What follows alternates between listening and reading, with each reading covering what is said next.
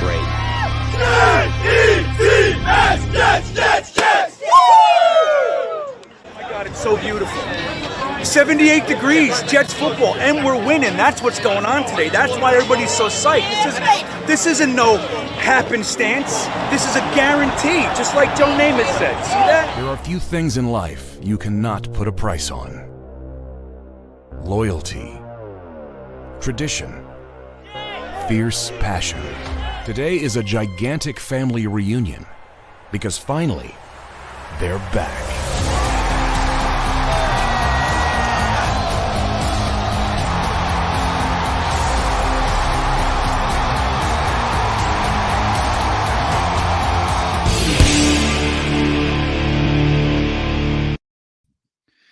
Well, hey, everybody.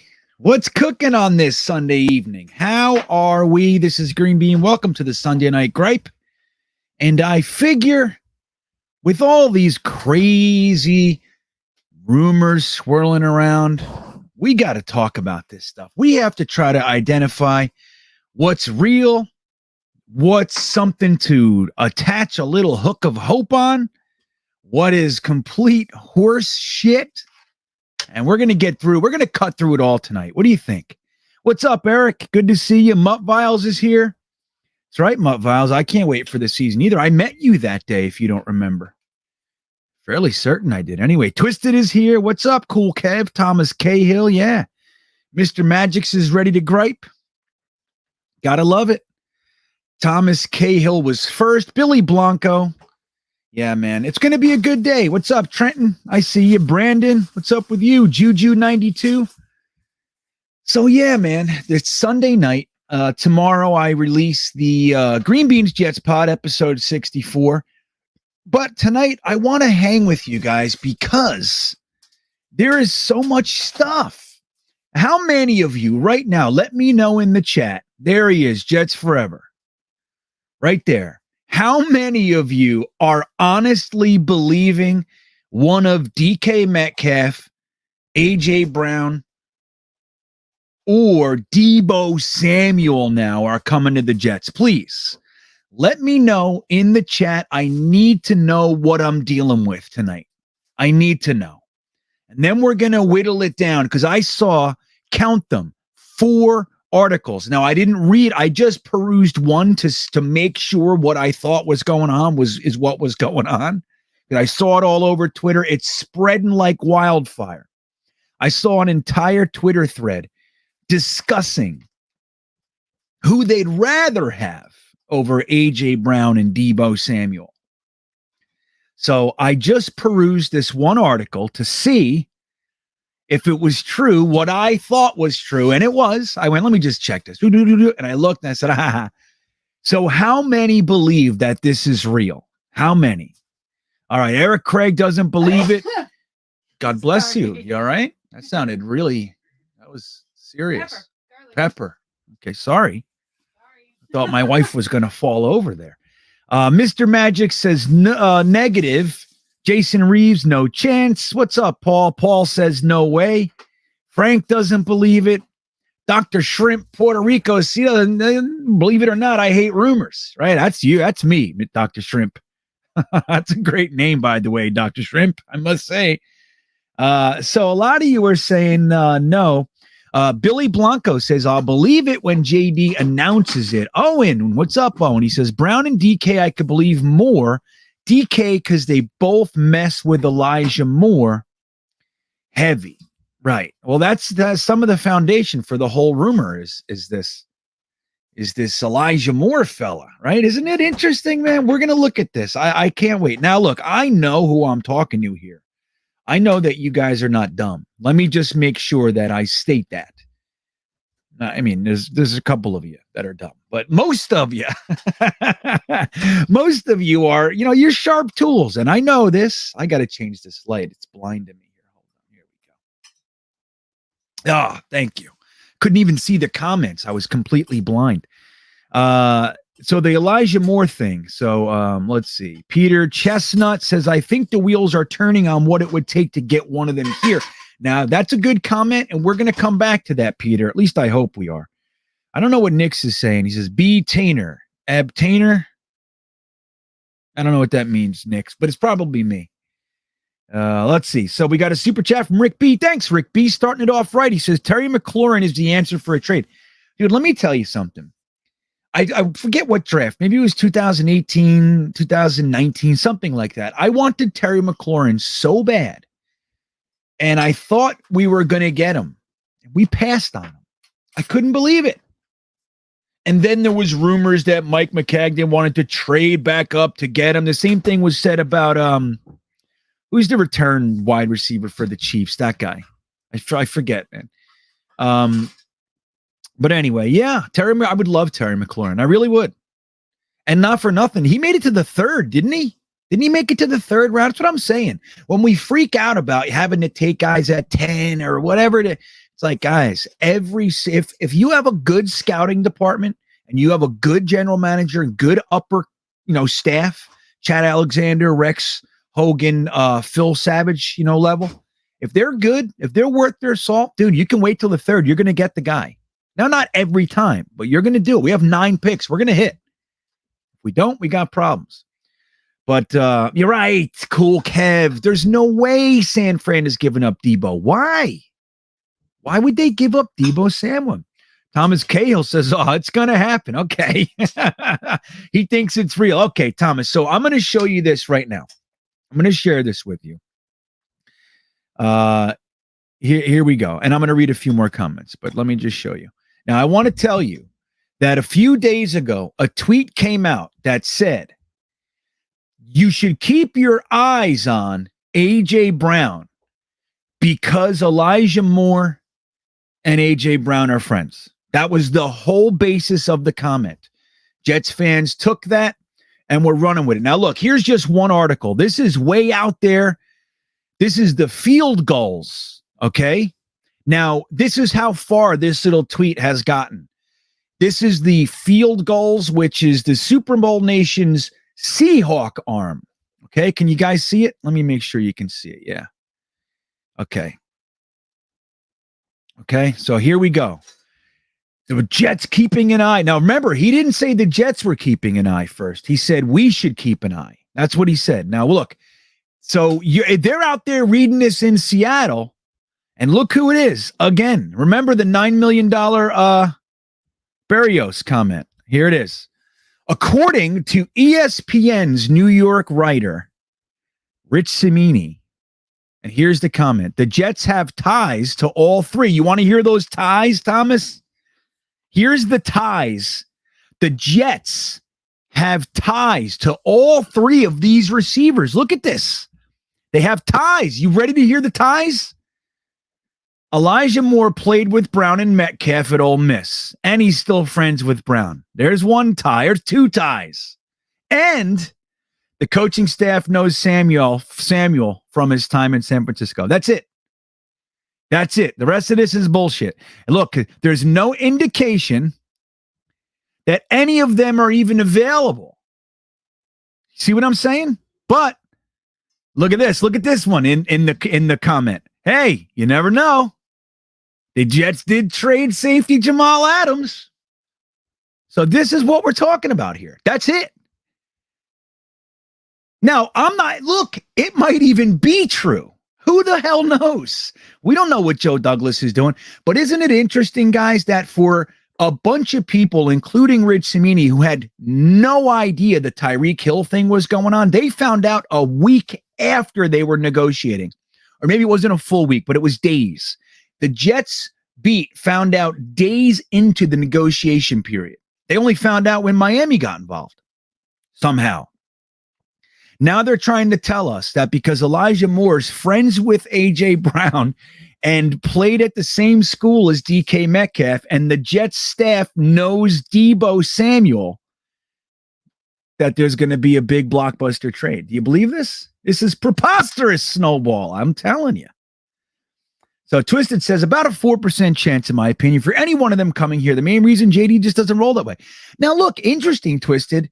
I didn't think in a million years that Tyreek Hill would be a JD guy or a solid guy. Now, I think his talent is just so great that they kind of, they pushed a little of their morals to the side, maybe. I don't know. But that came out of nowhere. But Trenton says, honestly, none makes sense for the teams giving them away unless they like receivers in the draft over the 3, which I find hard to believe. Everyone has their price, though. Of course, right. Everyone does have their price, and anything is possible, right? Anything is possible. Highly Skeptical says it's fake news. Jason Taylor says not happening. Right, what's up with you, William? I see you. We're going to get Burks at 20 with a trade back at 4. So Willis can be a Steeler. Yeah, I'm telling you, if he makes it past number 2, I'm telling you, I've been saying it for over a month before everybody, if I may. And it's starting to gain traction now.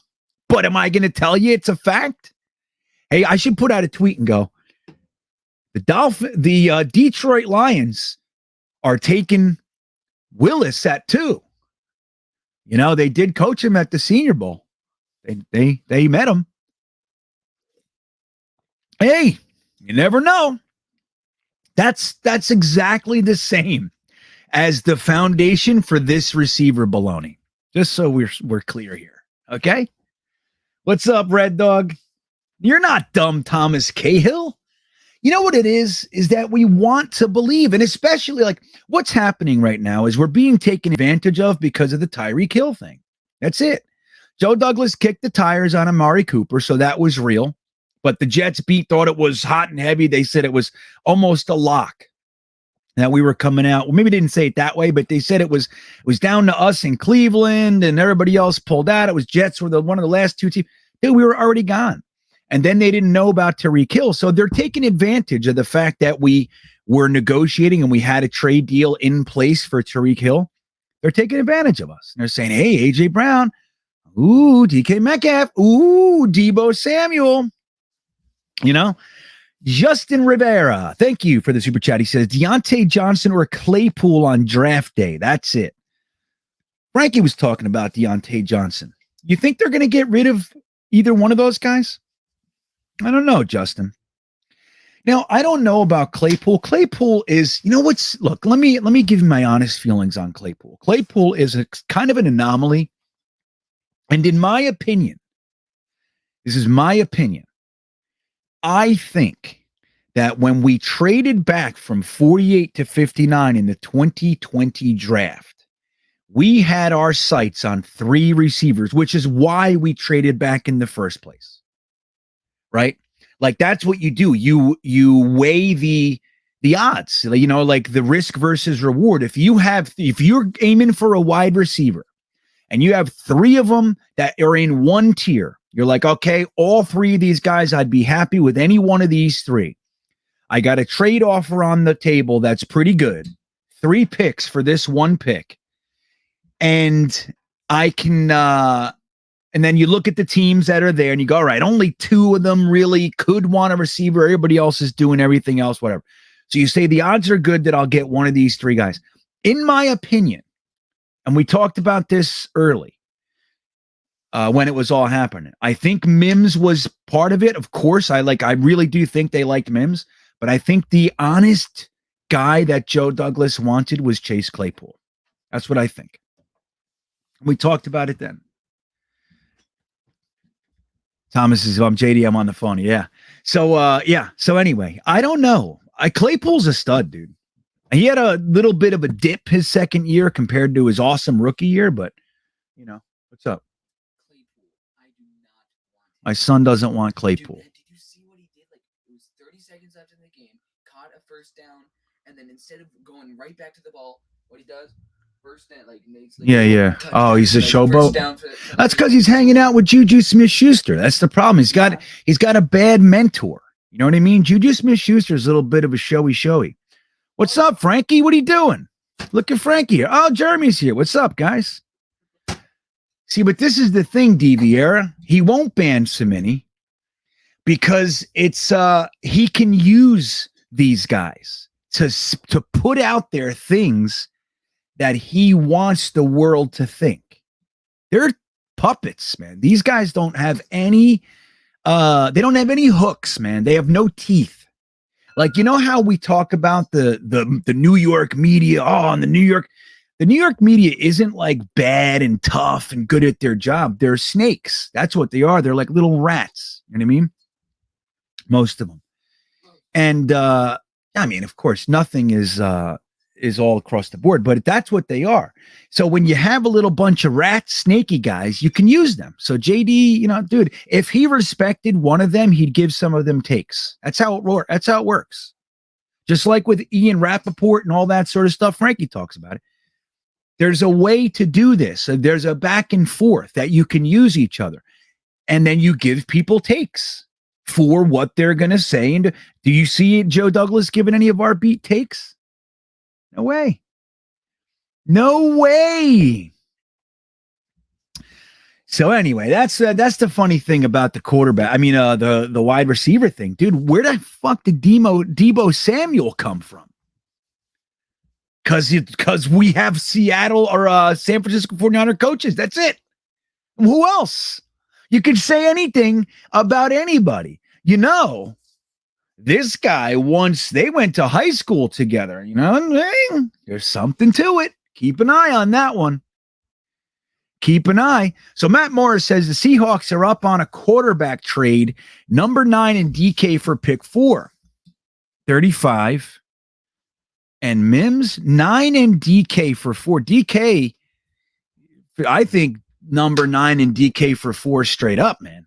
You know what I mean? Like, look at it. Let's take a look and see if I'm crazy. All right, Matt? Let's take a look here. Let's take a look. Oh, yeah. All right, so we're going to take a look at the chart. All right. And let's take a look at the chart.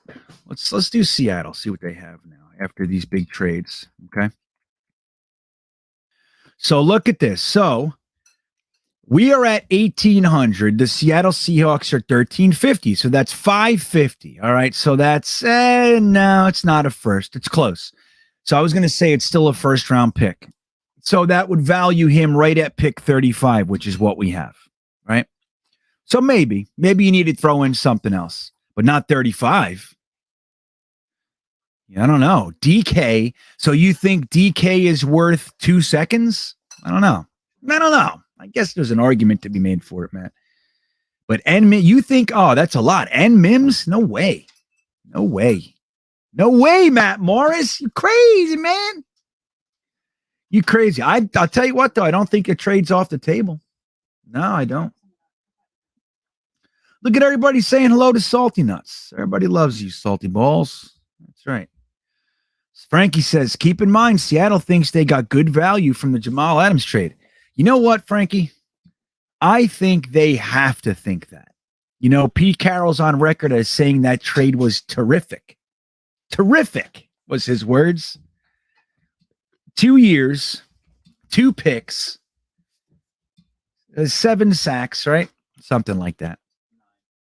9 sacks. Thank you. I don't know. 2 first-round picks. I don't know. Let's see what else we got here. Daniel Quigley. What's up, Daniel? He says, 1 year left on a rookie contract trade coming. Yeah. That's how it goes, right? It's like that's what everybody thinks everything's going on now. 1 year left. Oh, they must want to trade him. When it's really funny because if you think about it, like how valuable is 1 year? Like DK Metcalf, right? He has 1 year left on his rookie contract. It's approximately $4 million. He's reported to be seeking $21 million next year. After all these wide receiver contracts this year, I think he's going to want 28 or something like that, 25, something. So how valuable is this whole season of DK Metcalf at $4 million? It's valuable because you don't know what the next year is going to look like. You might not be able to sign him, but you can get value. I mean, shit, they just got value for Devontae Adams. They just got value for Tyreek Hill. You can get value for him. He's not going to lose value unless he gets hurt. But how valuable is a $4 million year of DK Metcalf? I think it's very valuable, right? Mutt Files checking in with the super chat. Thank you, sir. He says, no Claypool. Him and Juju would rather worry about clout and TikTok fame than winning a Super Bowl. If these rumors are true, I'd rather have A.J. Brown. He has chemistry with both Moore and Corey Davis. Well, yeah, that's the thing. It's like, when we look at it, we could do this for every player because the only basis for this, Mutt Files, is that A.J. Brown and Elijah Moore are friends. That's it. Interestingly, though, did you see the cryptic tweet from from A.J. Brown? He said, it's in God's hands or something. I wrote to him. I said, can I help? What do you need? Can I help? What is it? What do you need help with? Hey man, let me know. Let me know what I can do, baby.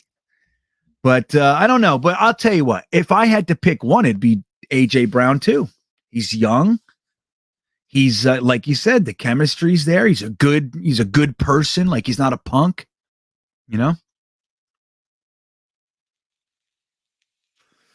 I like AJ Brown. I like Deebo Samuel too, man. I like DK Metcalf. Hell yeah.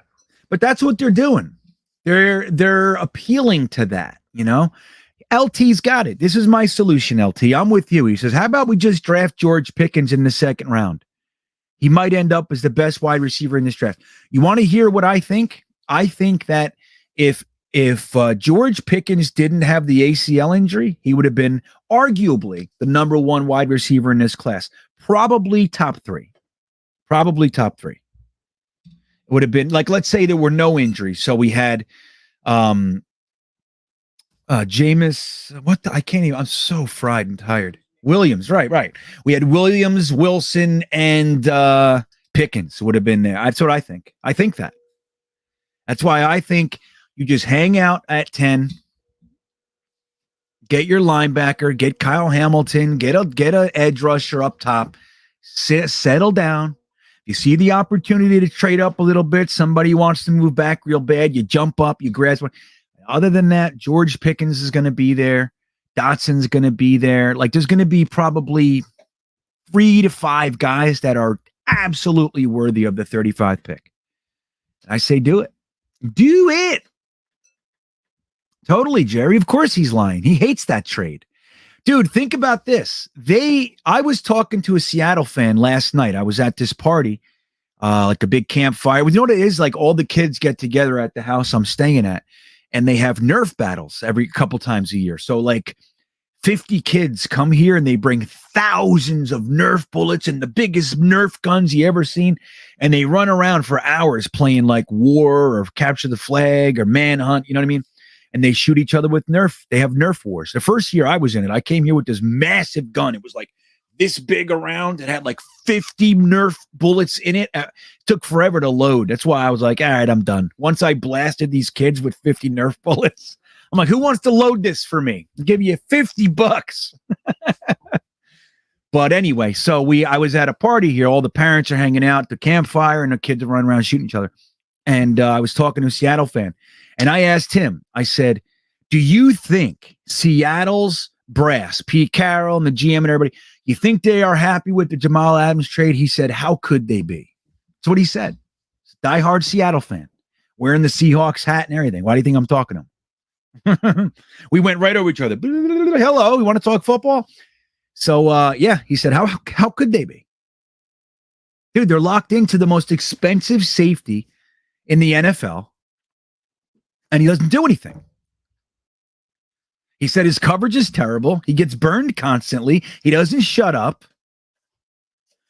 So what do you do? So what are they supposed to say? Like, you know why they gave him that contract, Jerry? Is because of the trade. They thought it was a slam dunk. Remember, they were supposed to go to the Super Bowl that year. Everybody told us that was going to be essentially 2 second-round picks because Seattle was fighting for the Super Bowl. They thought, bring Jamal Adams onto the defense. He'll gel it, just like McCagnon thought. Adams is a leader. He's going to pump everybody up. He's going to elevate everybody around him. They thought they were going to go to the Super Bowl, and then they'll deal with whatever afterwards. If they went to the Super Bowl, it's worth it, right? And obviously that didn't happen. Now we have the 10th overall pick. So that contract was given to him because they had to save face with the damn trade. 2 firsts. Peter Chestnut, thank you for the super chat. He says, I'm going to laugh when Mims is the most improved player and everyone laughs at Jets fans for writing a player off after a hard. That's what's going to happen. They're going to say, look at Jets fans. Look how terrible they are. They didn't even support their guys. They had one down year. They had Mims and Becton. They had 1 year. Like, think about this. Nick Bosa came in, had a very, very good rookie year, right? Nick Bosa came in, had a great rookie year. Game 2 of the next season, he tore his MCL, I think it was. Maybe it was his ACL. And he was out for the season. Do you think one San Francisco fan texted him and said, you're a bum, you're a loser, this is your 3rd knee injury, you suck? You think that happened once? No, it didn't. They said, get well, buddy, we're with you. That's what happened. So Mims is going to come out, and he's going to light up the world. He's going to be Denzel Mims like he's always been his whole life. And Jets fans are going to be made fun of. Now, we don't care. We're used to that, right? But that's what's going to happen. You're right, Peter Chestnut. 1 year. That's all it is. Give somebody a chance. Give somebody some time, baby. A squarehead Jets fan. Thank you for the super chat. He says, why is everyone harping on a number 1 wide receiver crap? Can't we just draft a wide receiver with a skill set that will complement Davis more in our eventual 2 tight end sets? Yep. Hey, man, I've been talking about this. This has been a perpetual argument for Jets fans since the beginning of time, because it's very rare that we have that number 1 wide receiver. Wesley Walker wasn't even that number 1 wide receiver. Now, I love me some Wesley Walker, but it wasn't until Tune came that we had a real number 1 wide receiver, right? As great as Wesley Walker was for us, but Al Tune was a number 1 wide receiver. Even our first overall pick, Keyshawn Johnson, wasn't a number 1 wide receiver. He was a tandem with Corbett. He caught everything. He had 100 catches a year, whatever it was. But even he wasn't labeled a number 1 wide. What are they talking about with the number 1 wide receiver? Megatron, AJ Brown, those guys. They want Terrell Owens, that kind of stuff. They want the guy that no matter what you do in coverage, he can beat you. It's like Rex Ryan said about Braylon Edwards. He said, even when he's covered, he's open. And that's the kind of guy that's a number 1 wide receiver. Now, can you use that? Yes. But what happens with number 1 wide receivers a lot of the time? When they don't get the ball, they become pissy. That's a lot of the time what happens. They're like divas and all that. So I don't think it can hurt to have that talent. At the same time, I think having 4 or 5 legitimate weapons that a quarterback could turn to at any given second is more lethal than number 1 wide receiver. A lot of the time, those teams with the big number 1 wide receiver, they don't do anything. I mean, they're good, but they don't ever win it. Megatron's a great example. Then you got Terrell Owens. He was friggin' awesome. He won lots of shit. So it goes both ways. But I'm with you, Squarehead. It's like, look, I mean, I think it would be a great thing for the Jets to get that wide receiver that can dominate a game, because we don't ever have that. So I think it could go really, really well with having Corey Davis, Elijah Moore, Braxton Berrios, the guys that might not be number 1, but are very, very solid and can be lethal. Oh, St. Peter's lost, Matt. I'm sorry to hear that, buddy. Now, admittedly, I don't follow it. I don't have any real affinity toward it. I watch college basketball every now and then. I got into it when UVA won it a couple of years ago, 2 years ago. That was fun. But I hear you. I feel your pain. Let's see. Salty Nuts. He says, I would not want to bust our cap for 5 years to come. 5 years on a rookie deal in draft makes much more sense. Yeah, it really does. But the problem with that, Salty Nut, is you don't know what you're getting. You know what I mean? Like, for example, Denzel Mims.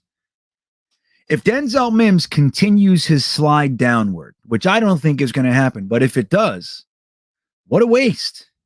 You know what I mean? What a waste. That is a high draft pick. It started at 48. We could have just taken somebody at 48 or whatever. And then he used the trades on fucking James Morgan and everything else. It's crazy. But yeah, that's the risk.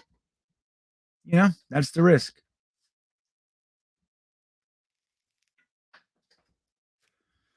Yeah, Matt says he wants some insurance on Pickens. But that's the thing. I mean, look, Matt, you look at guys like the guys that we drafted, everybody but Zuniga in the 2020 draft class, and Bryce Hall, they were an injury prone, and they all were injured. All of them. Every single damn one of them. And Becton, I can't remember the tackle, the guard. What was his name? Cam Clark. Never injured. And the funny thing is, Bryce Hall slid all the way to the 5th because nobody was sure about his ankle. And look, he's the only guy on our team that played all 17 games last year. It's a crazy world, Matt. It's a crazy, crazy world. Really, Thomas Cahill, you like Pickens and Dotson the least? They're among my top, buddy. They're in my tops. You got to let me know. I'll try to scan. Let me know who your top 5 is. I'm real curious.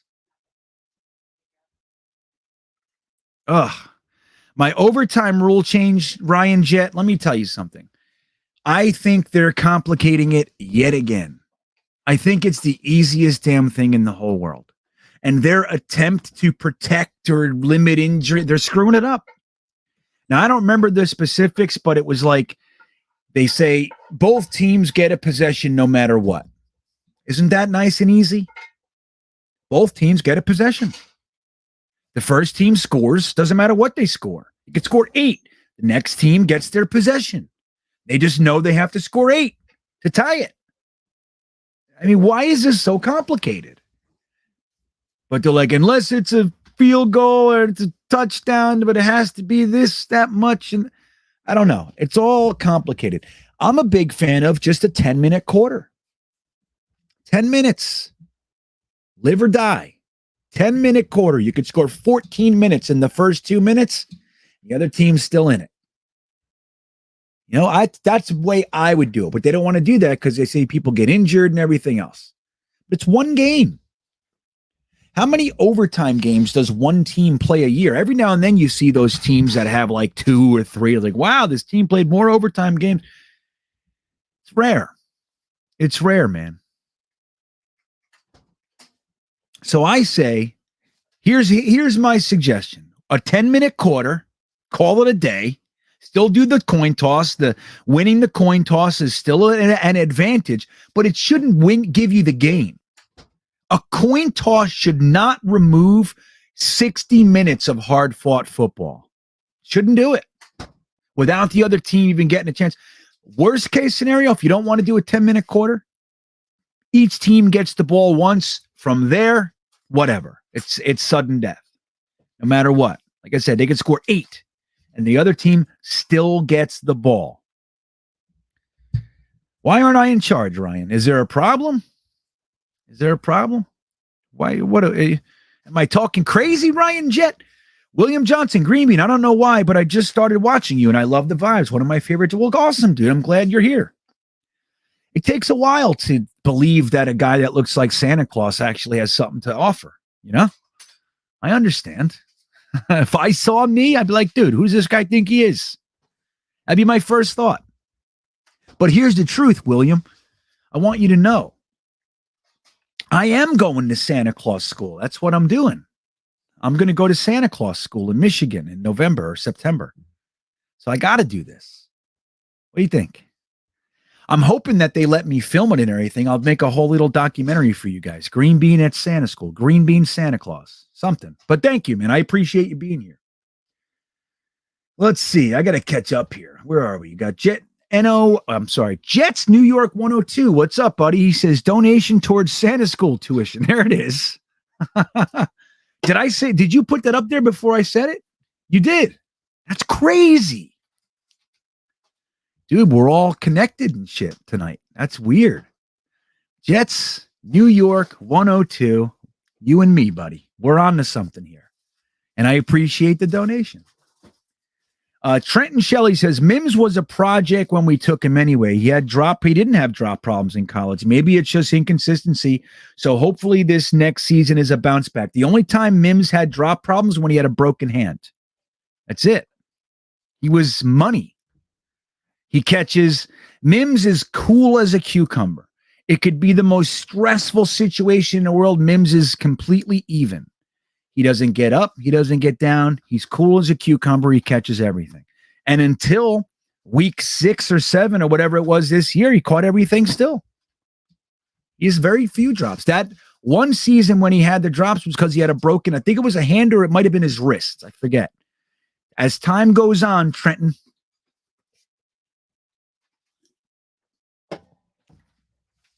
the thing is, like, all the stuff that people are saying, he's lazy, he doesn't care, he doesn't want to learn the playbook, never been said about Mims before this year. Never.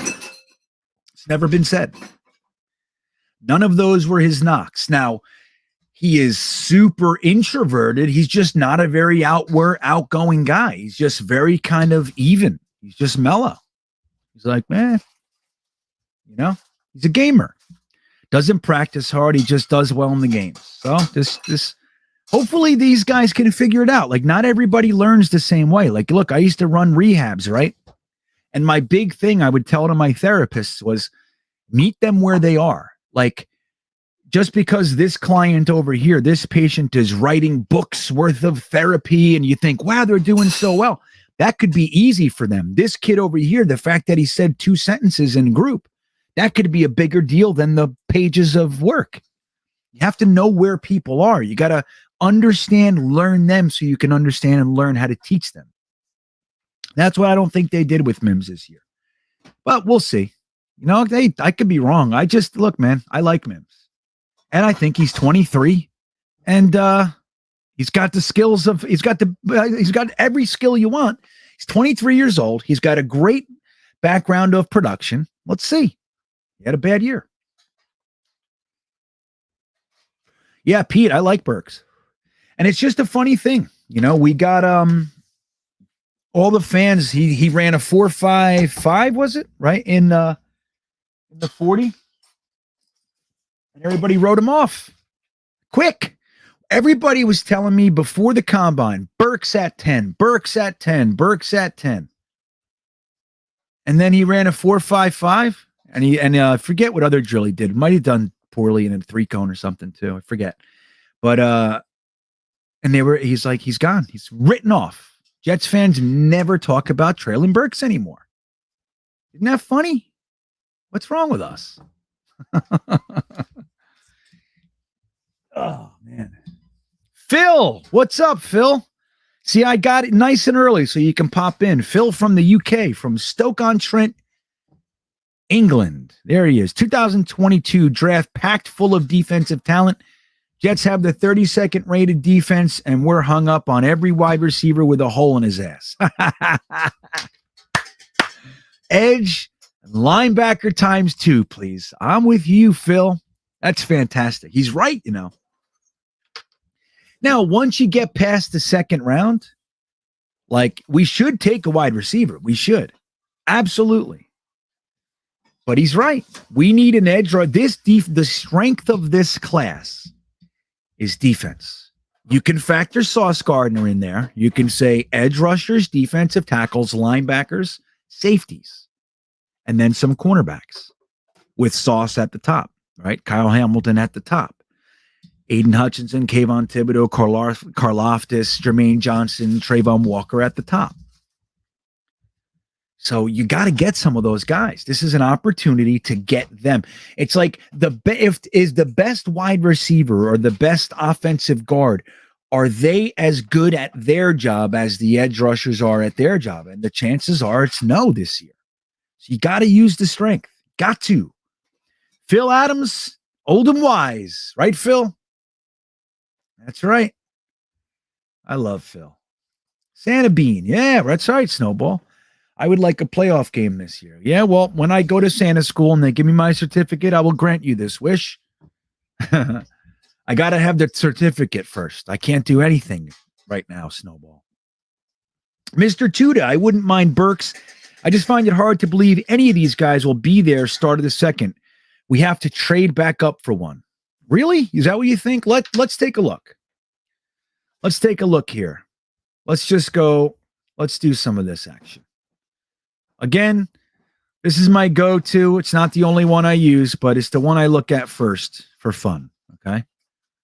So let's see. So we have 32 picks in the first round. We have 2 in the top 10, so that leaves 22 picks. How many wide receivers do we think are going to be gone?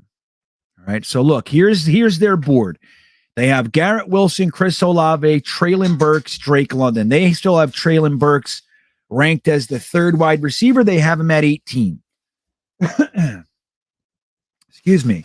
Then they have Drake London, Jamison Williams, David Bell, who a lot of people don't like out of Purdue, and I happen to like him. Okay, so that's 1, 2, 3, 4, 5, 6. Do you think 6 wide receivers are going to go in the first round when this is a defensive strong class? Right? Do you? I mean, if you could say that, you think all these guys are going in the first?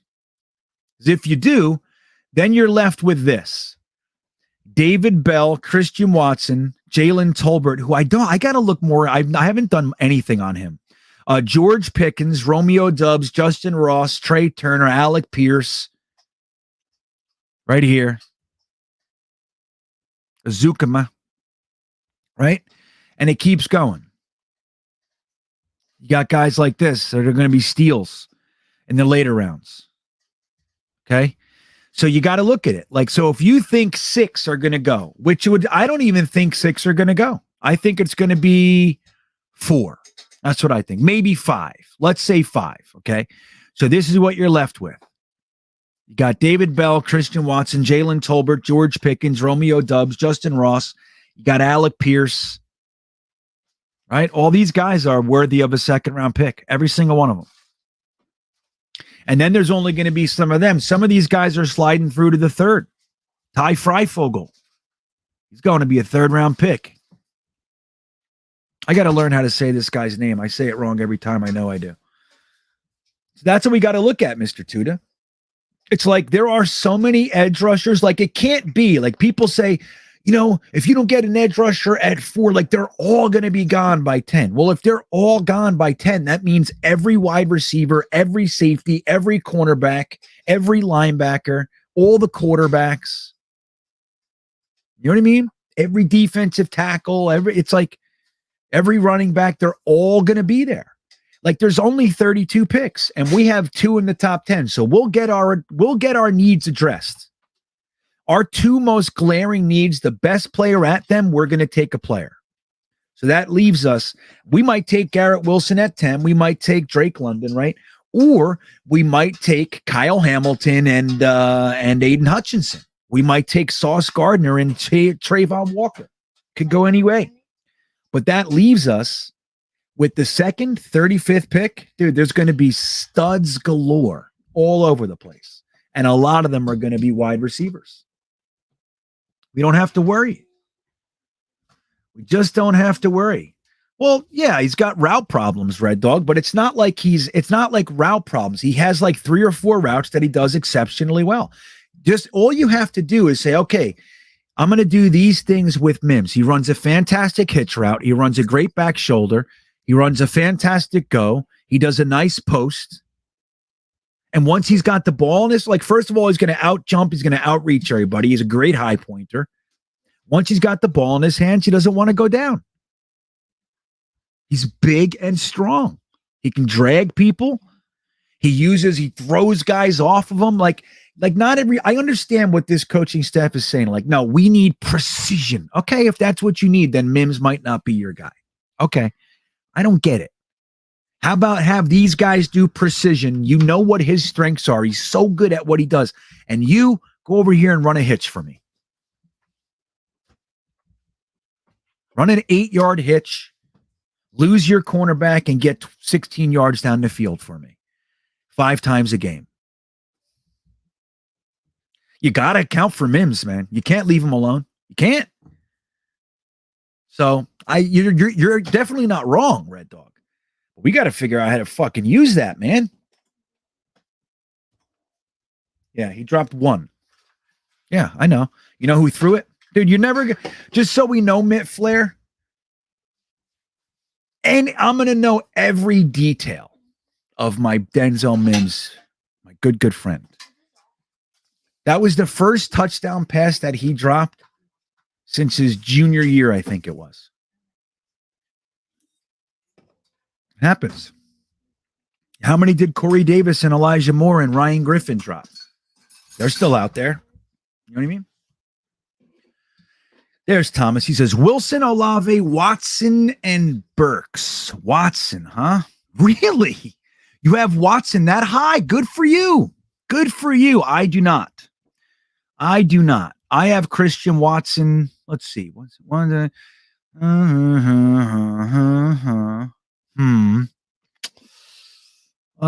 Christian Watson is like my 9th, 8th, 9th. Yeah. Well, I guess we'll see, right? That's what's so fun about this. Christian Watson played nobody. He's a man amongst boys. Those are the kinds of guys that a lot of the time, like at bare minimum, those are the guys when they come into the NFL, they have an incredibly difficult time adjusting to the level of talent. So what's going to happen with a Christian Watson, most likely, not 100%, especially if the Jets draft him, is that he's going to come in, he's going to have a difficult time with studly cornerbacks jamming him at the line. He's not going to know how to deal with it because he's been pushing dudes around for the last 3 years. And it's going to take him a year or two to get his head on right. And Jets fans are going to throw him to the garbage. That's too long for us.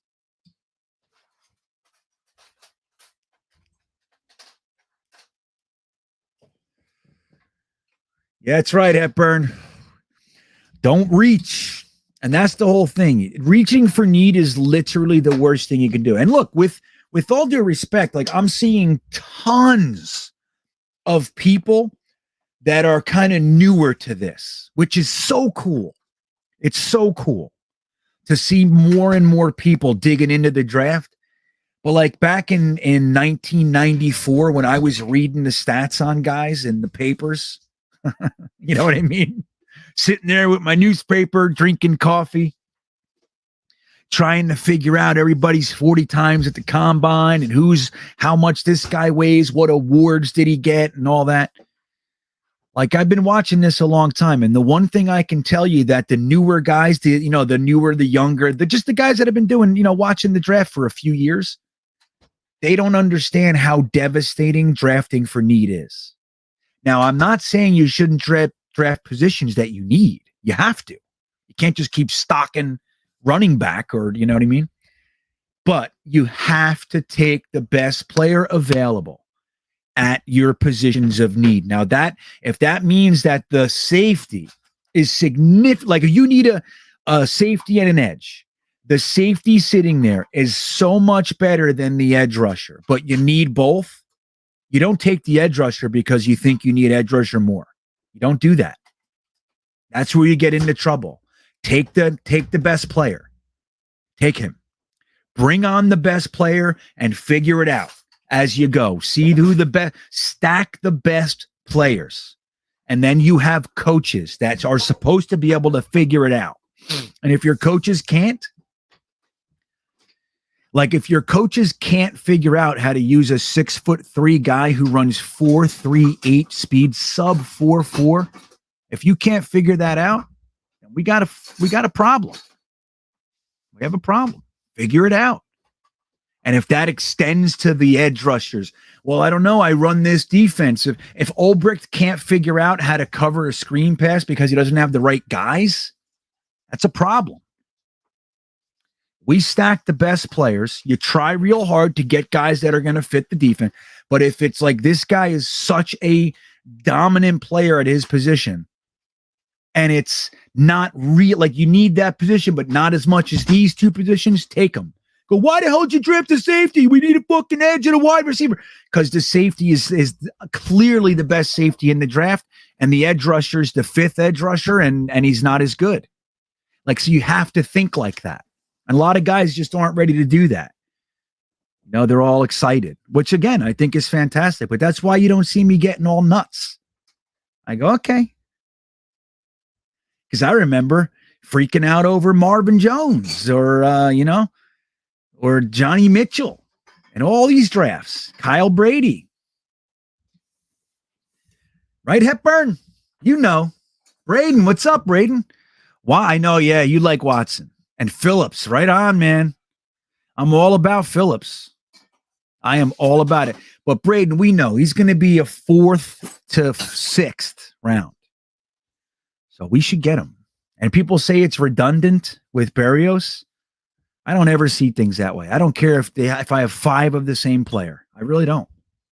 Because you know what's going to happen on the other end? They can't cover it. They don't have 5 of the same player. They have the one guy. Remember like Darrelle Revis, how good Darrelle Revis was? Remember him? Darrelle Revis was so good. He could shut down anybody except for slot receivers. Couldn't do it. Now he could here and there. He's still Revis. But slot receivers would lose him all over the place. Wes Welker used to eat Revis's lunch. It's the truth. So when you have 5 Braxton Berrioses, if they're all playing as hard, they're all as good, they're not going to have all the guys that can cover them. If you have 5 Elijah Moores, so what? Run 5 Elijah Moores out there, man. Like this well-bound. We need one guy that's 6'3", and then another guy that's 5'11". Then I need a guy that's 5'9", and he does this. And then I need a running back that does this. And then dude, give me 3 Christian Okoyes, or let's say Marshawn. Give me 3 Marshawn Lynches. Okay. Give me 2 Deebo Samuels and 3 Wes Welkers. I will win the Super Bowl. I'm telling you. I don't care. I'll step on your face. Give me 4 tight ends. I'll go to war. Thomas Cahill, he likes Pickens, but the ACL chill. Yeah, and rightfully so. Wilson, Olave, Watson, Burks, and London. Yeah. This Watson thing has me, I'm really going to be keeping my eye on Watson because I'm telling you, I like him, but small school bugs me much more than an ACL. These days, years ago, would be like ACL. These guys come back perfect from ACL injuries. But that small school thing, or low, not even small school, but like lack of competition. Very athletic.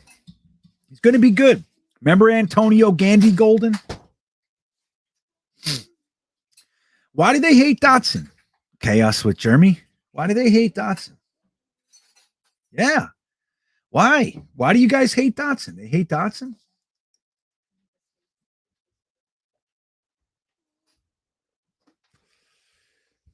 Wow, John wants 2 wide receivers in the first 3 picks. Oof. Yeah, it's funny. I see things totally different, John. Now, I'm with you on the edge thing. But double dipping at wide receiver in the first 3 picks, I do not see wide receiver as our glaring need. Bring one in.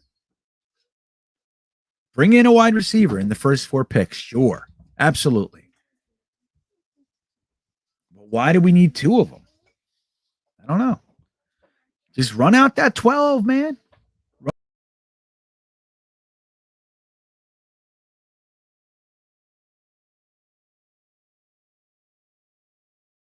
Sorry. This thing, something's up. I got to change that setting. When I pull, like I use my mouse, and when I pull it, it goes back. It like a little gray arrow comes on the page and it sends me back to, I don't like that one bit. I got to talk to my wife. I don't know how to do it. It's just something Apple did. Let's see what we got here. Let's see. Oh, I gotta go back now. Shit. Where was I? Where are you guys? Are you guys still here? There we go. Okay. Flashbacks, if double dipping safeties, I wouldn't say double dip necessarily.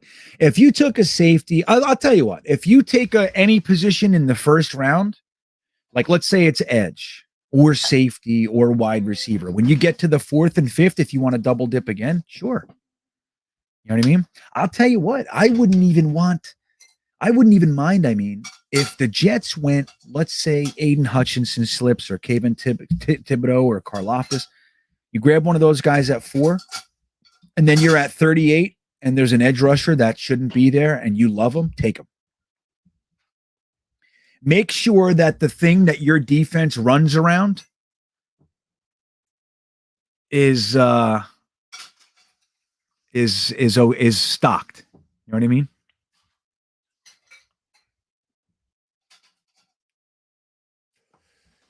First 4, GreenBean. What are you saying? I don't know what you mean, Ant Jets. Let's see.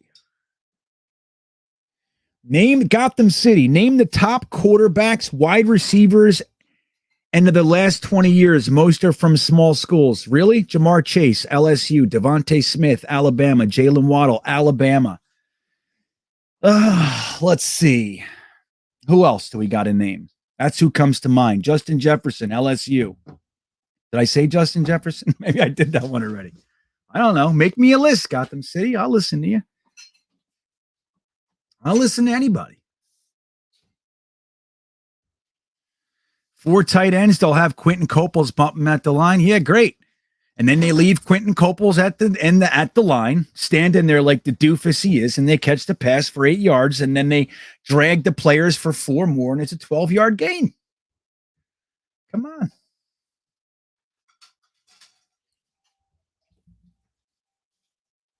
No, that's not what I'm saying. It's about the talent that they play for, that they play against. That's my thing. Like, for a beautiful example is our lovely blonde-haired golden boy quarterback. I said it 1,000 times last year. If we're going to pick this guy, you have to understand that coming from his situation, not just the school, it's not the school itself. It's the competition that they play. It's the scenarios that they're in. When they come to the NFL, there's going to be a learning curve a lot of the time, and it happens all the time. Zach Wilson is a beautiful example. I told everybody this guy's going to have a rough rookie season. And if he doesn't, fantastic, but it's going to happen. We have to know that. By week 4, people were saying he sucks. We should have drafted Mac Jones. We should cut him. Why put Mike effing White in? Why don't we have a vet quarterback? We should be starting a vet. You not remember this stuff? This is what we have to endure with a small school, lack of competition guy. It's what happens. Go through the list with me. I'll look at the list with you. I go through this shit constantly. And again, when I say small school, it's not just like the school. I don't care so much about the school. It's the competition that they're playing. When you got a guy who's eating up guys that are going to be accountants in a year, and then he comes to the NFL, usually there's a learning curve. There's an adjustment period. Come on. What are we talking about here? Yeah, great. GMF, who's giving them the time to hone their ability around here? Please tell me. I mean, look, we have 2 players right now, Mekhi Becton and Denzel Mims, and you can throw Zach Wilson on there because Jets fans tore him through the ringer last year. We have 2 players. They are 22 and 23 years old. They had good rookie years. They had rough second years, and we want to throw them both in the garbage. We want to draft Icky at 4. We want to draft Evan Neal at 4. We want to trade Mekhi Becton and draft Icky. We want to Denzel Mims might as well not be on the team. We want to double dip at wide receiver. We're panicking. We want to trade for Tyreek Hill and draft Garrett Wilson at 10. Why? If this is the way we're going to react, that's what I'm talking about. You know what I mean? Look, I love guys that are from the obscure. I love the back end of the draft more than anything else. The front end's fun, of course, because that's what everybody knows. You can get into all kinds of debates, but I love the back end. I love that shit. I love trying to pick out guys that you see the talent, but you know they're going to take a minute. You know it. And that's okay. Like when you're using third, fourth, fifth, sixth, seventh rounders on guys, and you have them on special teams for a year or two, and then they get some plays, and people say they're Jags. But this is development, man. This is what you want to see. I'm fine. I'm fine with that. I'd love the list. Please get me the list of all the small school guys. You say most quarterbacks and most wide receivers are from small schools. I'll look at the list with you. I don't see it that way. Of course, they're represented. I know they are.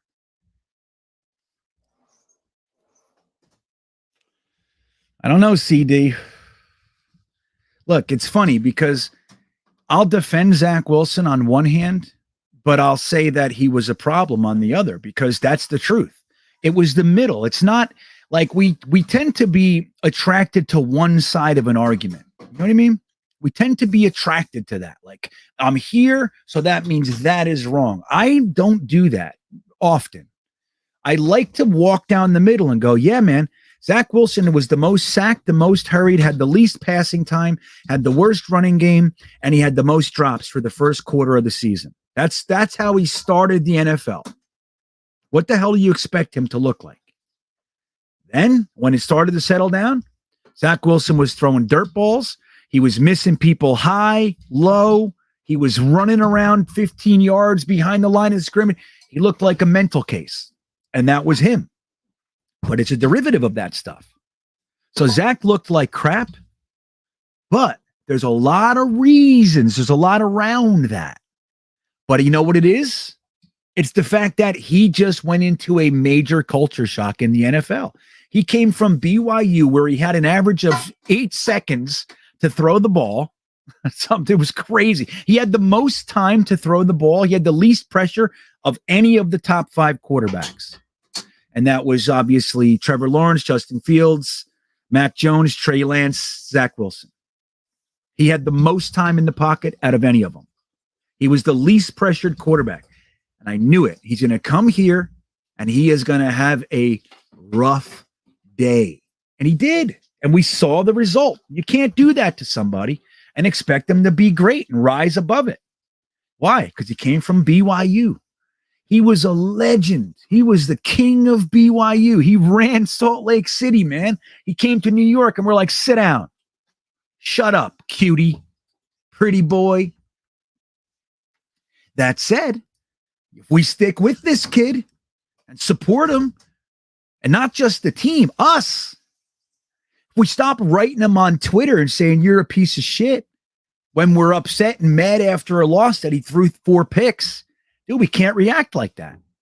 Who the hell wants to play for us? You know what I mean? You know where they are? They're all sitting home. You want to know why, Matt? Because they suck. They were so good at BYU, and that's what I'm talking about when I talk about level of competition. I mean, we had one as an undrafted free agent. Forgive me, his name is escaping me right now, as most names do. Names and numbers, I have difficulties. You know what I mean? But he was cut. He was one of the first cuts. And we thought, oh, he's going to be great. He's Zach Wilson's guy. Dude, he came into the NFL as an undrafted free agent. They had him in training camp, and they said, this guy ain't going to do it. He can't do it. Hey, I am not partial to one school over another. I love, I like UVA guys. I root for those guys, but I don't even get to watch college that much. I can't. But, I like UVA's ACC, but I still consider them a small school. I know they're not, but I do. They play everybody, though. They get beat up all the time. Poor UVA.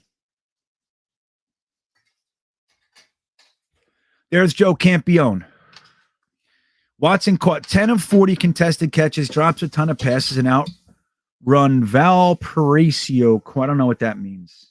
And outrun Valparaiso. What does that mean, Joe? I'm sorry. But yeah. Like, that's the thing. Look, like I said, I like him. I did the whole breakdown thing, and then Dom C for my Patreon broke him down for us, gave us the pros and cons. And I went in there, I watched the combine just like you. I think a lot of people are looking at the combine and saying, I love him. Holy shit, is that guy amazing? He's an athlete. Remember Ashton Davis? Remember Ashton Davis, everybody?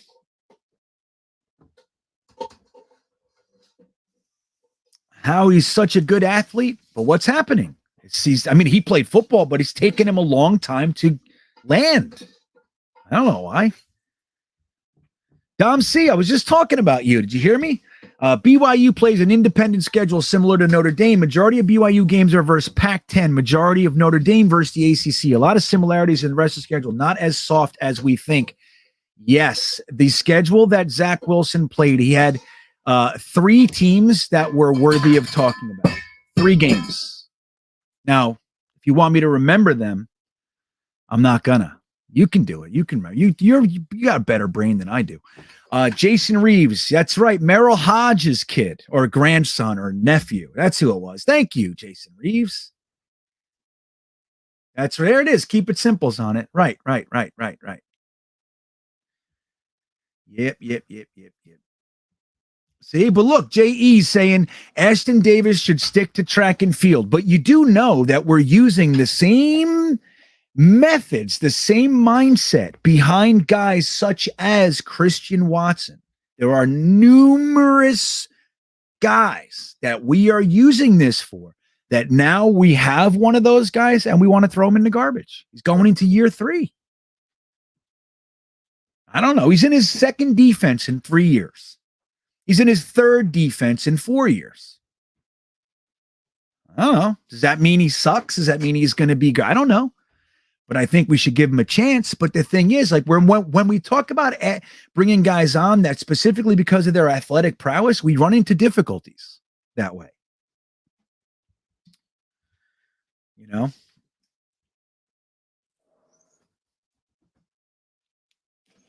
Boris. What's up, Boris? Hey, GreenBean, what's your opinion about David Bell from Purdue? Nobody. That's what I just said in the beginning of the show, Boris. I said the same thing. Nobody's talking about our boy David Bell, and I like David Bell. I think he is going to be taken before some of the guys that people here like. That's what I think. That's what I think about David Bell. I think he's pretty good, man. And I would be happy to have him. 6'3", maybe 6'2". I have it up. Hold on. Let me see. Here, I'll show you guys. Where is he? I forgot I even had this up. I don't have it up. Hold on. Here, I'll share it with you guys again. Let's take a look at the wide receivers. Oh, yeah. Here we go. Here they are. So David Bell right here, 6'2", 210 pounds. This is garbage. All right, forget that. So, yeah. We can get into all kinds of draft reports and stuff like that. We should look at some of these things.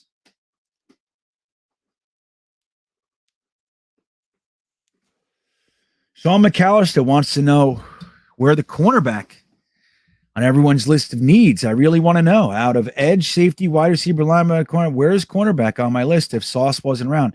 It's funny, Sean, because my podcast tomorrow makes the case that the Jets don't even need to draft cornerback in this draft. We don't even need one. And it's not clickbait. It's just like, that's my honest take. When I look at our needs and I look at the draft, as much as I love Sauce Gardner, and I do, I like McCreary, I like Kobe Bryant, so quite a few guys I like. But I don't think we need to use one pick on a cornerback. We've taken 4 cornerbacks in the last 2 years. Granted, they were late round picks, but they're all playing. They're all playing well. We just paid somebody $11 million to play cornerback. Put a lot of resources into cornerback. We don't need one. Now, I think we should run it back with these guys and see. But that's where it is on my list. It's at the back. So it's edge, safety, wide receiver, linebacker, running back, O-line. That's exactly how I have it. Maybe a little mixed up in there. Edward Ziff, what's up? 2 tight end, 2 wide receiver is what we're running.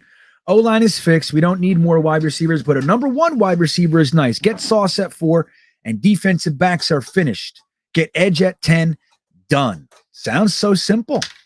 And let me tell you, even though what I just said, that we don't need a cornerback, if that's what they did, if they said, We're taking Sauce at 4. We're taking Karlaftis at 10, or Trayvon Walker at 10, or Jermaine Johnson at 10. And we get the best wide receiver on our board at 35. And then we take Isaiah Spiller or a safety, Lewis Seen or whoever at 38. I'd be stoked. I would be very happy with it. That said, I don't think Sauce is going to be a Jet. I just don't. I think it's possible, of course, but doesn't make sense to me. Doesn't make sense. What are you guys talking about, Kiper? Kiper may be a bum. You know what's funny about Mel Kiper? I think that this era doesn't realize is that Mel Kiper, all these things that we're doing right now, these websites that we look at, all these draft breakdowns and all that, Mel Kiper invented it. Nobody did it before him. Teams didn't even do it before Mel Kiper. There were teams out there, these cigar smoking old fat guy, grumbly, and they just go, I like him. That guy's got grit. And that's what they would do. They would take guys like that. And it was a whole different scene. You know, guys like Mel Kiper, like Jimmy Johnson, they came in and they changed it. So now Mel Kiper looks a little bit like a doof, like a fool at times. But he invented this thing, man. Now he's not going to get it. It's like the Godfather, right? What the hell? I'm really bad with names tonight. The Godfather, you know, the guy. He's on Dallas, right? So but like, you know, he changed everything. He knows everything about everybody, but his takes are kind of slipping. He's old. He's slipping. And people are like, why is this guy on? And it's like, well, dude, he's the Godfather. You know, it's like Mel Kiper is always going to have a spot because he's the guy who invented this. You know? Jusuf, what's your opinion on, thank you for the super chat. What's your opinion on drafting 2 defensive picks with our top 10 picks and trade back into the first round? Well, that seems to be the sexy thing for right now, doesn't it, Yusuf? It's like everybody's talking about that. We want to use our top 2 picks and then we want to trade back into the first. Why? I'm not exactly sure. Everybody has different takes on it. Like they want to go either Icky and an edge, or they want to go Sauce and an edge, or they want to go Edge and Kyle Hamilton, and then they want to trade back in for a wide receiver, maybe to trade back up and try to get Nakobe Dean or Devin Lloyd or one of those guys. I think it's very possible. I think that Joe Douglas would rather use the 35 and 38 are incredible picks. Incredible. 2 picks in the first, the first 6 picks in the second round is incredible. Trading up into the first, unless it's like somebody that just should not be there. Somebody who is supposed to be top 10 and they're sitting there at 24 kind of a thing. And they love them and need them. It could happen. But I'll tell you what, I'm a firm believer that the Jets should be going defense with the top 2 picks. And it should be, for me, edge rusher and linebacker. That's me. Really, I think it should be Kyle Hamilton and edge. But I think you take edge with 4 and Kyle Hamilton's not going to be there with the 10. If he is, you got to take him. That's me. And I know a lot of people disagree, but that's where I stand on the matter. Yep. I like him. I don't change as much as everybody else. I do. I change, but there's a lot of swingy stuff going on. I wouldn't call him a steal at 4. Jets forever. It's hard to have a steal at 4. Unless, Trevor Lawrence would have been a steal at 4. You mean it'd be a good pick? Be a great pick. A steal in draft talk, Jets forever, means somebody that shouldn't be there. And 4, I don't know. Thomas Cahill again. Thank you, my friend. He says, hat tip Frankie. Take Sauce at 4. Trade Hall for a 2nd and a 4th. Yeah. If you could look, if you really want to take, if Sauce is too good to pass up in their mind, then you should definitely do something with Bryce Hall. He's the valuable one in the group, in my opinion. Second and a fourth, I don't know. I think Bryce Hall definitely has value. And look, here's the thing. If they don't love Bryce Hall, they like him, but they don't love him, and they brought in DJ Reed, and they still want to develop Eccles and Isaiah Dunn, and maybe, Guidry can back up Michael Carter, who I think all but has the nickel spot locked down. If they want to do that, and they can get a second for Bryce Hall, that's a different story. It's a different story. And Joe Douglas is the kind of guy that can do that,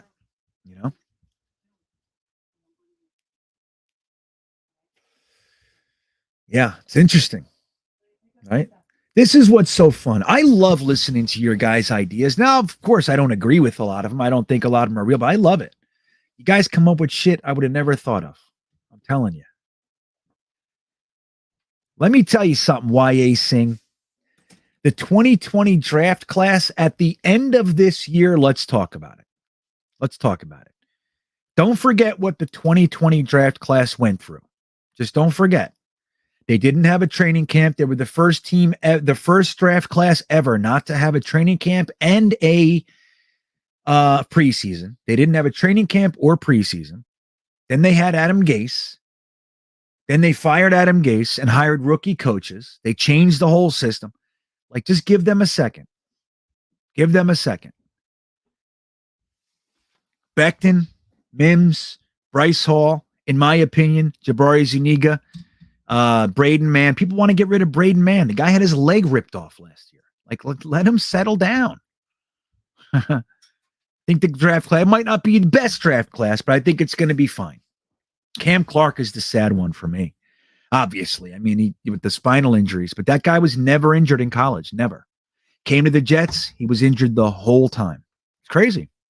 You never can tell. Doodle-doo-doo. I don't know. He's out there. Look on the leash. He's on the leash. I don't know where my dog is. He wants 3 defensive picks with 4, 10, and 35. I wouldn't be against it. Let's say you can get, let's say Aiden Hutchinson, this is best case. Aiden Hutchinson slips because quarterbacks start going in the top 3. All right. So you have Aiden Hutchinson at 4. Then Kyle Hamilton makes it to 10. You take Kyle Hamilton. Then you're at 35 and Nakobe Dean is there. Now, I don't know if they like Nakobe Dean or not, but just as an example, you don't take him? Yeah. That's what you do. So, all right, we're gonna start to wind this down a little bit. Edward Ziff, do a mock and trade to get 10 second-round picks in 2023. We could. I know this week I'm going to do my my yearly accept every trade vid. We'll do that this year. I got to get off soon. Jeremy is going to get on it at 9. So Jeremy and Dom C, GreenBean Jets fans' very own Dom C, they do a dueling mock over at NFL Chaos with Jeremy. It's pretty cool, man. So they do 2 different sides of the mock, and you guys vote and everything. It's fun. So you guys should do that at 9. Jason Reeves, thank you for the super chat. There's no question. Let me see. Oh, Jason, I'm going to use your next comment. Okay. So thank you. He says, Jets will be 11 and 12 personnel team. Don't need a wide receiver at 10. Take advantage of where this draft is heavy. Defense. Any defensive position at 4 and 10 is okay with me. Then in the second, let's see who falls. That's very, very well said. Now, even look at 11 personnel, just for anybody who doesn't know, has 3 wide receivers on the field at any given time. But technically speaking, you could, even in 11 personnel, if you have a tight end out wide, let's say you're using Kenny Yeboah out wide, it's still an 11 look. Technically, it's 12 personnel. but it's like a hybrid, right? So you start doing stuff like that. If your tight ends are athletic enough and well-rounded enough to actually block in line or in the second level and can catch the ball, that changes everything. And I think LaFleur is going to want 2 tight ends on the field most of the time. That's what I think. And if we're 12 personnel, that means 2 wide receivers are on the field. Corey Davis, Elijah Moore, Braxton Berrios, Denzel Mims, Corey Davis, Braxton Berrios. They stay fresher. And you just let them know, hey, by the way, we're going to beat the living hell out of you today. So we already got the 2 tight ends. We already got the right guard. You're going to have to bring in some people, of course. But like Jason just said, and I think said it very well, you take what the draft is offering, grab it. Grab the best players that the draft is offering at your holes. Edge, safety, linebacker. If it's wide receiver, if that's the best player, then go ahead and do it. If you can't pass up Sauce, Sauce ran the fastest 40 time ever for a cornerback 6'2" and over with a 33.5 inch wingspan ever. So for his size and length, nobody's ever run as fast. He's super athletic, man. I was watching his drills again yesterday. And he was fluid, smooth, and juicy. I still don't think we should take him. But if we do, I'm going to be happy. I'm with you, Jason. All right, let's see what else we got. Julian Verney, sorry. Thank you for the super chat. He said, how'd you feel about trading for Brandon Cooks for a mid-round pick? Houston, hold on a second.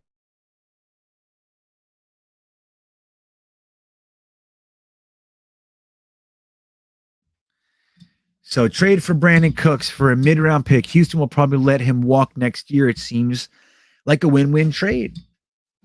Yeah, I love Brandon Cooks. Again, it would have to be the right price. Like, what are you thinking? They traded a second for Brandon Cooks. That was 2 years ago now.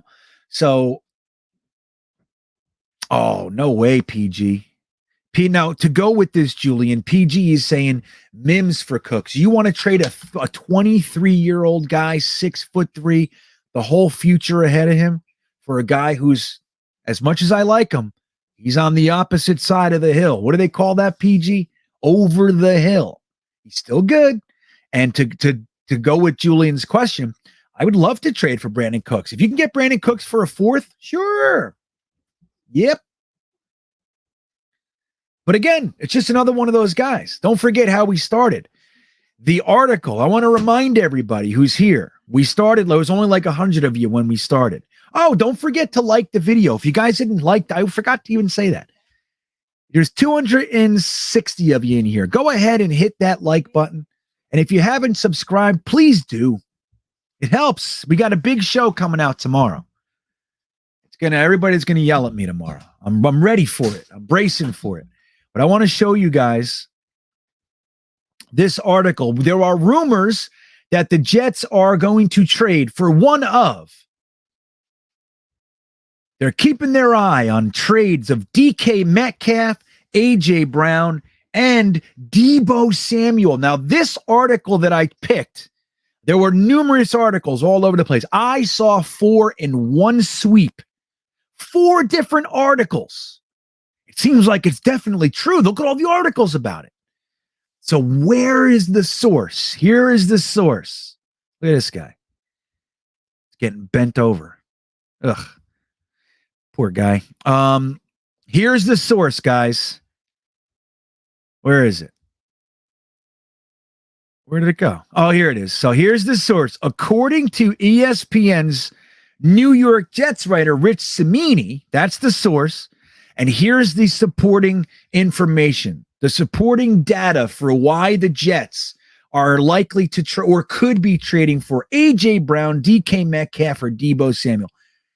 Receiver Elijah Moore played with Brown and Metcalf at Ole Miss and remains friends with Brown. There it is. That's the supporting evidence for 2 of the 3. Now, here's the big one. The coaching staff knows Samuel from its time in San Francisco. That's it. So because they know him and they like him. But just so you're clear, at this point, there's no indication that any of them are even available. Okay? Who says the Jets are keeping their eye on him? That's Rich Cimini told us to keep our eye on him. So look at this. Here's the big one at the end. But hey, you never know. The Jets traded for safety, traded Jamal Adams. This is it. That's the whole support. That's it, guys. That's why we're talking about it. There's nothing else out there. Rich Cimini is preying upon our come down from the Tyreek Hill trade. He knows we're interested, and he's saying, hey, it could happen. Keep your eye on these guys. Don't forget Elijah Moore's friends. Don't forget Elijah Moore played at the same school as DK Metcalf. Don't forget your coaching staff came from the team that this guy plays for. That's it. We could say you could make this up about thousands of scenarios. There it is, Gary. Clickbait. That's it. That's all they ever write, dude. Like, again, we had one piece of news this week. One piece of legitimate news. It was the Jets have a trade in place with the Kansas City Chiefs for Tyreek Hill. The Jets were the last people to find out about it. We heard about it. They were already there for 5 days or 4 or 5 days. They found out when Miami got involved. And then they told us. They told us 2 hours before it came, that it was done, before the thing came to completion. Yeah. All right, guys. Well, look, I'm going to bounce out of here. Stud City says people buy this shit. Well, at least we don't have to buy it now. Remember the Post, Stud City? I read the Post and the Daily News every single morning. Every morning. I would work in the city or wherever I was. I work in New Jersey. I go on construction sites. I grab my coffee and the Post and the Daily News every day because I read about Jets and the NFL and the Islanders. That's what I did every day.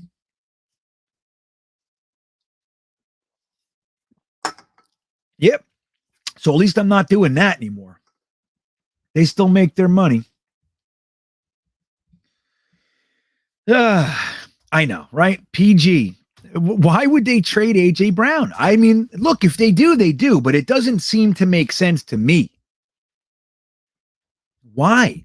Aren't they trying, like weren't they in the championship game last year? Why are they breaking up their assets? They just brought over Robert Woods to add to it because Julio Jones didn't work out. Well, guys, listen, don't forget to hit the like button on the way out, man. It means the world. It changes everything. If you haven't subscribed to the channel, please do. Again, early tomorrow morning, 5:30 a.m., I'll be releasing 64th episode of GreenBean's Jets Pod, and it's all about the argument not to draft a wide or a cornerback. Let me know what you think. I'm really curious to hear your thoughts on the matter. And again, my Patreon is growing every single day. If you want to get the exclusive content and join the beanbaggers with us, the link is in the description. And also as a service from me to you, there's also a link in there to save money on gas. I've been using the app for 3 years. If you click on the app, use my promo code, we each get an extra 15 cents off per gallon for one load, one full tank. So that helps us both. So go ahead and do that if you want to. It works. I love it. I've been using it for years. I've saved thousands without exaggeration. It's my gift to you. They don't pay me. I'm not sponsored, nothing. So guys, you have a great night. I love hanging out with you guys, and I will see you tomorrow. And don't forget the 10 o'clock mock at 10 p.m. tomorrow. With that said, have a great night, everybody. How should we end this one? Let's end it with what we started with. Have a great night, everybody.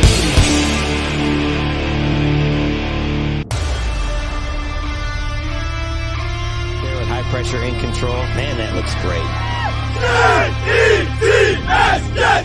Jets! Oh my God, it's so beautiful. 78 degrees, Jets football, and we're winning. That's what's going on today. That's why everybody's so psyched. This isn't no happenstance. This is a guarantee, just like Joe Namath said. See that? There are few things in life you cannot put a price on. Loyalty, tradition, fierce passion. Today is a gigantic family reunion because finally, they're back.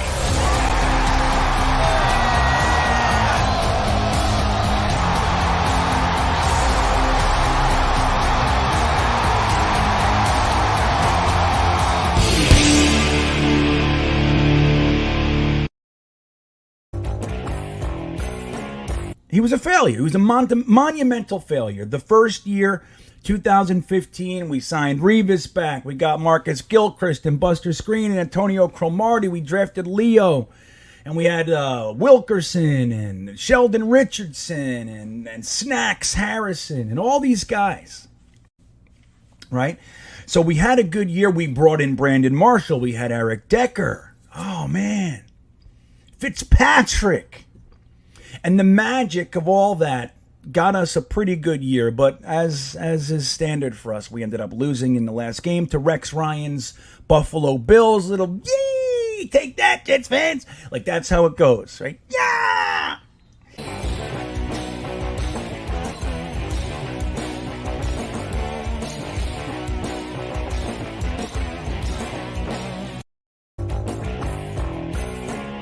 And I'm not scared of Miami. Everybody's, oh, Miami, they haven't proven shit to me. They haven't proven anything, and I'm not so convinced that they're going to be some juggernaut either. I mean, if they take these first-round picks and keep taking guys like Austin Jackson, I'm going to feel real fine about it.